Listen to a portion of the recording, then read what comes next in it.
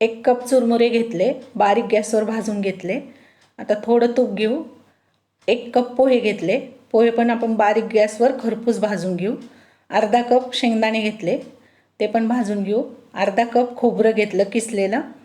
आता 10-12 काजू, 10-12 बदाम घेतले.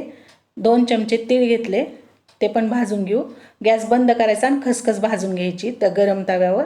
आपण पोह्याचा चुरा करू आणि चुरमुरे तसेच ठेवू आणि हे सगळं मिक्सरला शेंगदाणे ते रवाळ वाटून घेऊ. आता हे सगळं मिक्स करून घेऊ आणि जायफळ किसू, थोडी विलायची पावडर आणि आता पॅनमध्ये थोडं तूप घालू आणि 1.5 कप गूळ.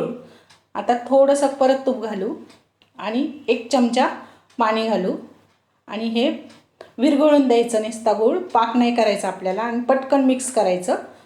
विरघळला की गूळ पटकन मिक्स करायचं आणि पाणी लावायचं हाताला आणि लाडू वळवायचे. हे झाले जन्माष्टमीचे लाडू तयार.